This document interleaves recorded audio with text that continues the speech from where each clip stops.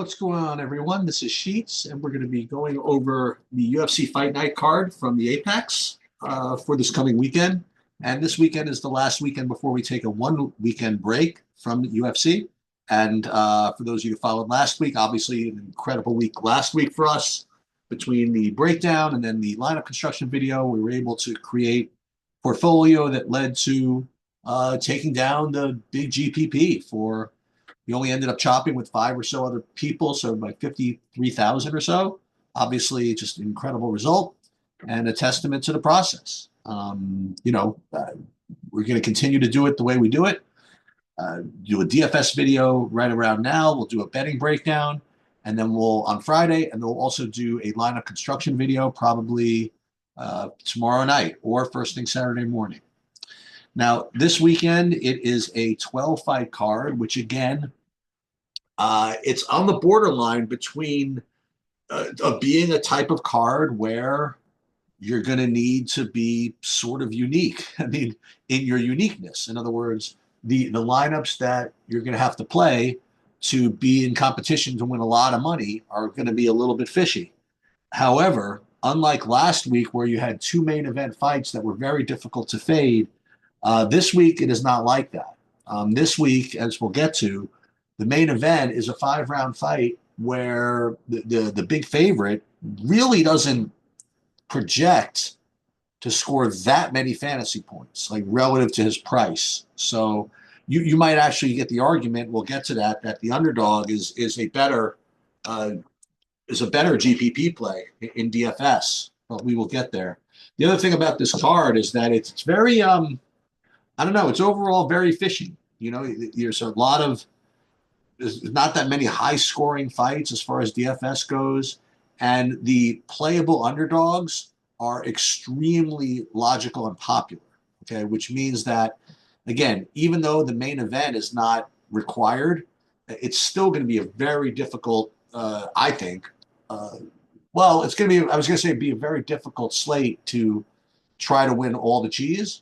But then again, I mean, if we know what everybody's doing, then we can probably get away from it. And now, again, it's going to end up building lineups that really don't have too much of a chance.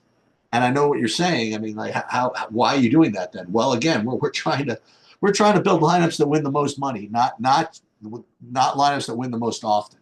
Okay. But we'll get to that more when we do the lineup construction video. But today we're going to just go over the plays here. And figuring out who good plays are is really not particularly difficult. So you have Tisha Pennington against Luana Pinheiro. You have a $9,300 fighter in the women's division who's off some time and is a very big favorite, but probably has some very, very weak inside the distance line. I can't imagine she's going to be playable here. Let's take a look. Yeah, I mean, Tisha Torres inside the distance is plus like 700. I mean, it's kind of it's probably the worst $9,300 fighter I've seen in a while. Because the problem is that she doesn't really have any takedown upside.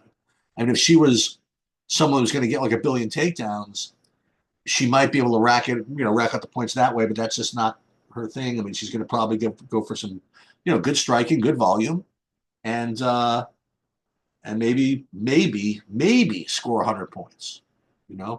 But at her price tag, it's just not going to be good enough. And Luana Pinheiro, unfortunately, just doesn't win often enough to be playable here. All right, so Yunchang Park versus Carlos Hernandez, minus 175, plus 150. Just wanted to double check, make sure that the money line is at least commensurate with the pricing, and it is. Let's take a look at the inside the distance line in this fight. You have Hyun-Sung Park plus 220 vig adjusted. I mean, I will say this, that in most cards, that renders it kind of unplayable. But as you'll see, in this card, a plus 200 inside the distance line at 8,500 is really not the worst thing in the world. So I'm going to make him, I'm going to put him in the list right now. And again, on other cards, this would just not even be, this would barely be an afterthought. But because of what else is going on in this card, I think that you just got to respect this. All right, and Carlos Hernandez on the other side. I mean, just never scores anything like ever, even in wins. So I mean, even 7,700, I just can't imagine playing this. All right, Denise Gomes versus Elise Reed. So 9,500 versus 6,700. So at 9,500, I mean, Gomes has got to, she's going to have to win in the first round, or get a whole bunch of takedowns and win in the second. And I just don't think the metrics support this. You have, let's see, Denise Gomes inside the distance is not even minus 110. I mean, this is a very poor play. And I think if anybody actually had takedown upside, it would be Elise Reed here. Um, I just don't see that in the cards. I mean, listen, Denise Gomes gets their volume going and just basically swarms her and gets that first round knockout, sure. But the metrics certainly aren't supporting that. So we're going to presume this is sort of a fade, maybe. And Elise Reed at plus 500 to win just doesn't win often enough. I mean, I hope we're going to find someone to play here. Otherwise, we're literally going to have nobody in our lineups. Luana Santos versus Tamara Lisboa. Okay, so this one, I guess, is okay. So Lisboa is actually, boy, I thought that this is more of a pick 'em. Santos got some steam. Let's see what the pricing is here. Nah, it's exactly what really she's supposed to be here. And once again, the inside the distance line is just extremely poor. I mean, this both fighters like plus 400 inside the distance. I guess you could argue. I mean, I don't even know which one's going to be going for takedowns here. So it's a mid-range fight. So I guess we have that going for it. But aside from that, I mean, it's just I just hope that we can get to other things. I mean, like now you're seeing why. I mean, Hyung Sung Park is looking like a good play. Like so far, no one is a good play. So far, Hyun Sung Park is the best of so far. What one, two, like 8 of terrible alternatives. All right, moving on. We have Connor Matthews versus Yadlir Devaye. Um, let's look at the prices here. So actually, Devaye at 9,200 looks pretty appealing just on money odds. All right, so we'll get to inside the distance in a minute. So he is plus 480 or so. At 9,200, that's pretty reasonable. And you look at his inside the distance line, here you go, plus 110. I mean, I'll tell you, on this card, there's only one guy with a better one. We'll get to that. Okay. But on this card, like Divaye, who's like would probably be borderline on most cards, is extraordinarily live here. Okay. So we're going to make him so far as the best of the favorites. Um, the thing that's interesting about the Matthew side is the style. I think that if in fact Matthew's going to have success here, it's going to be coming from the grappling, and that's something that we like to see. So he had 2 takedowns against Delgado, 1 takedown against Bazooka. Got KO by both these dudes. So, oh yeah, it is definitely rough out there. But I think that there are variations, like terrible variations, where maybe just maybe Devalle is like bad at defending takedowns. And what happens is that once someone's bad at getting takedowns, gets taken down, then it just kind of snowballs sometimes. So I think it's possible that Matthews is like kind of a terrible punt play. I mean, in a good way. I think he's a punt play that's going to just look awful, but might not be that bad. And not only that, but there are variations where he gets a couple of takedowns and gets knocked out and ends up on the winning lineup as a loser.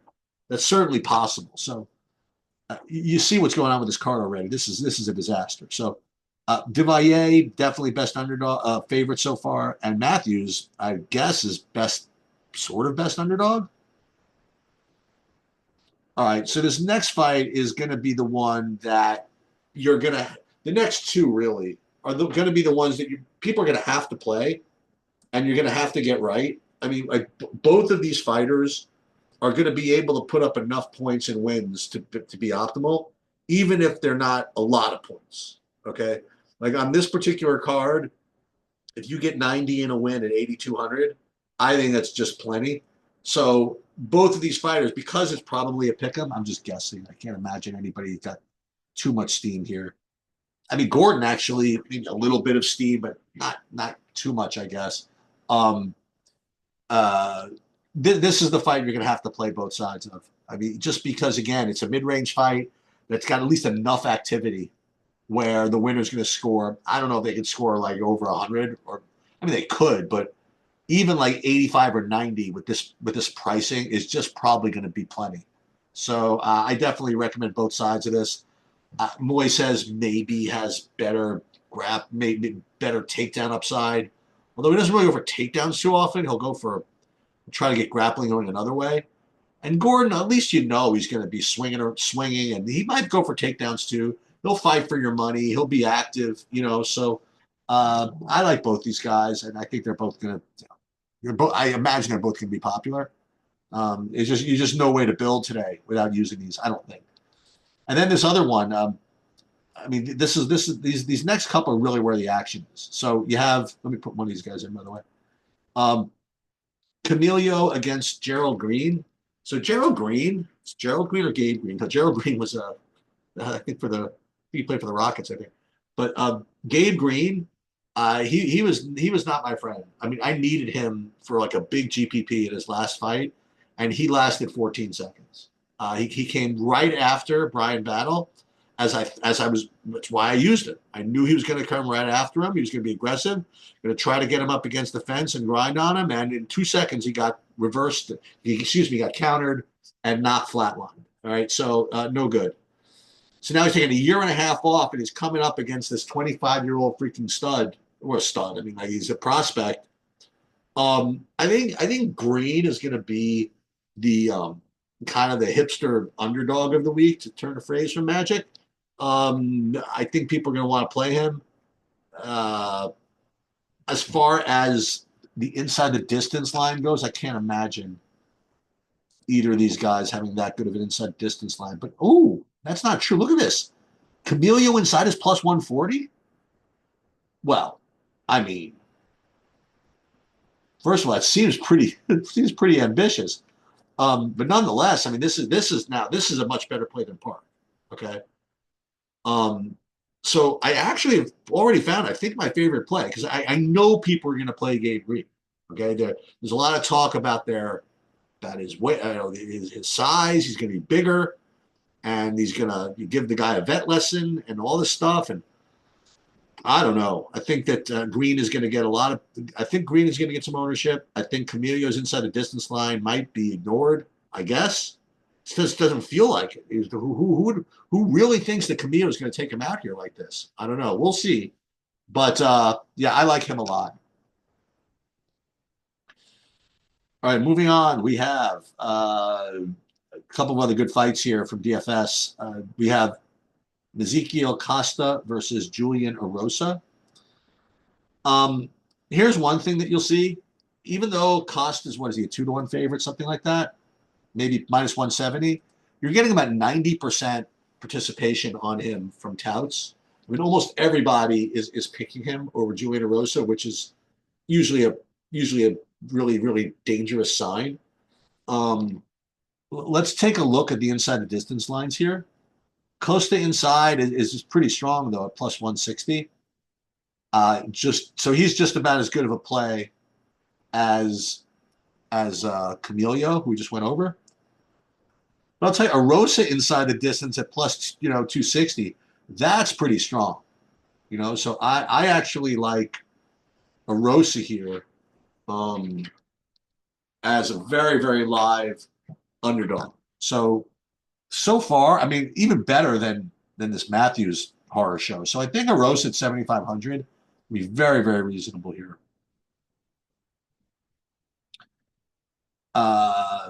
Okay.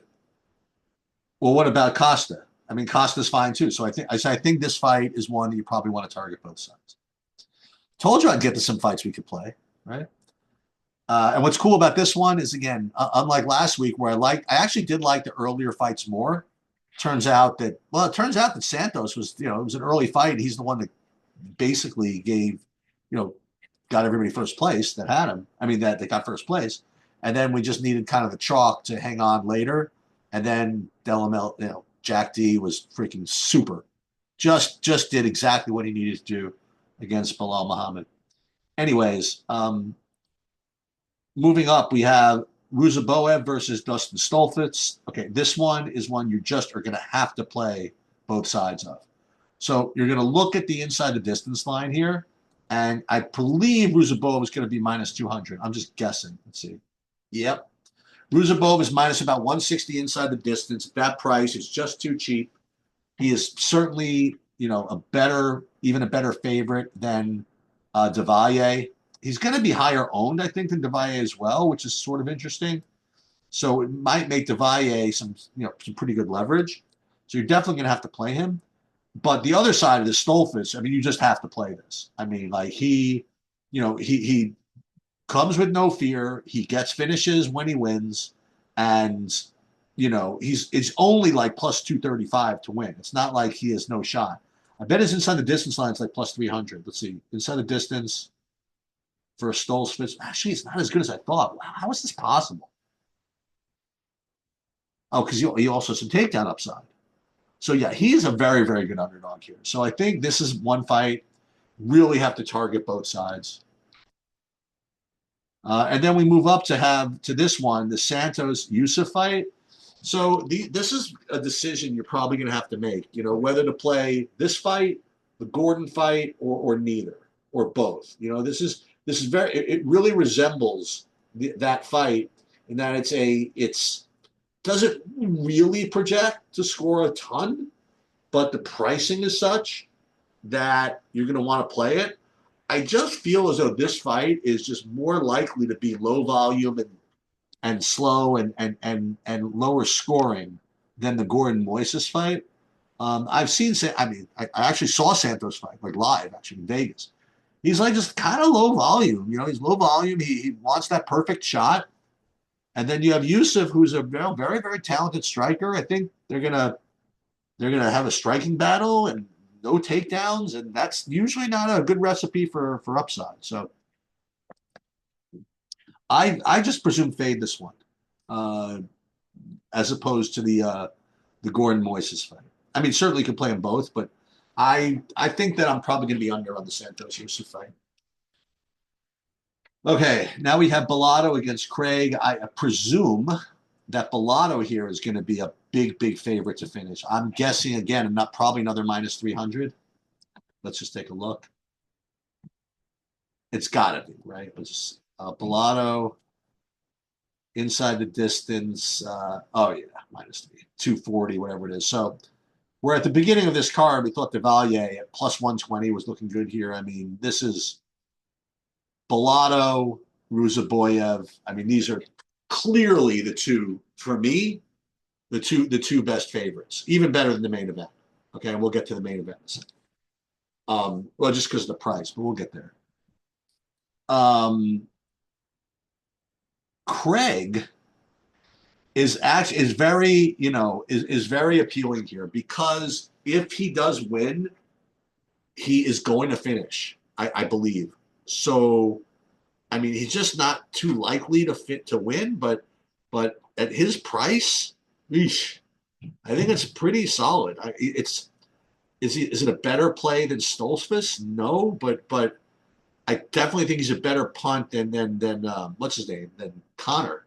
What is it, Connor Fernandez? Is that his name? It was Connor Matthews. So as we've gone up through this card, we've seen that that most of the action is actually going to be coming from, in my opinion, from these later fights, as far as DFS goes.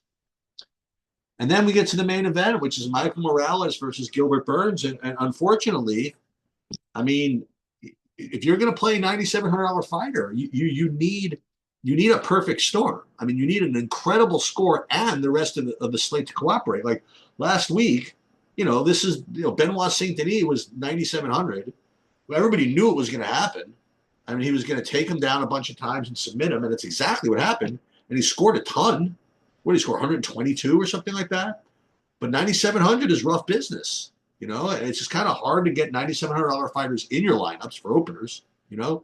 So even if they get the ceiling, which is not guaranteed, you still might not be able even to afford them with unless you play these big time punts, and the big time punts might not win. So uh, now, with that said, I mean, what is his inside the distance line even? I mean, was it minus 110? Better than that. It's got to be better than that, right? Yeah, it is. It is better. It's like minus, what's it, minus 150? But it's not like it's going to come from takedowns or anything like that. I just don't see the world where he scores like 120 points. And that's what he's going to need. He's going to need a combination of 120 points and the rest of the card workout. So I'm gonna be off of this. I mean, I can't imagine playing Michael Morales on this slate. Um, and then on the other side, you have Gilbert Burns, and unfortunately, this is someone you just have to play. I mean, he's first of all, Morales is going to get some money, so you're going to get some leverage, and second of all, Gilbert Burns has takedowns in his arsenal if he opts to go that way, and at 60 whatever 100, you're just going to have to use him because of the leverage you'll get over some Morales ownership. Now, I will say again that based on money line, certainly no better than any of these other $6,700 guys. But Burns is active. He's really gonna score and a win also. I don't know. I mean, now that I think about it, maybe you just fade this whole fight. I mean, let me ask: is Gilbert Burns a better play than for real than Dustin Stoltzfus? I don't know. I mean, I really don't know. Stoltzfus is more likely to win. His win condition is just as strong, and he's going to be lower owned. Yeah, I don't know. I actually, now that I'm thinking through this, Roy McIlroy is so ridiculous. Okay, sorry. He's like +2 also, and I'm just watching him just throw these darts up there. Um, so yeah, so I think I'd like to fade this fight if that's okay with you. So if I had to just kind of summarize what I would do again if the slate locked today, didn't have access to Sims, didn't have access to anything. What are my favorite fights? Okay, nothing from this. I guess we're gonna eliminate Park, so we're gonna just basically even maybe Devalia. So I think we're gonna just gonna take a nap for 5 fights, which actually opens up an interesting situation. Like I don't really ever play like the late slate. Like there's a slate that only has like the main event fighters on it. Um, and I'm not going to do it anyway because if I like the main event fighters, I'd rather play it on slates where there's something to fade, right? So basically, try to avoid these first 5. Maybe play some Devalier, maybe some Park, but then you get into it. Like I would play someone from the Gordon fight, someone probably Camellia from the Gabe Green fight, definitely someone from the Costa fight, definitely someone from the Stoltzfus fight, probably fade the Yusuf fight, probably someone from the Bellato fight. So those are like the key fights. So 1, 2, 3, 4, 5, like 5 key fights, and then you could spread around the rest. Okay. So pretty straightforward as far as I'm concerned.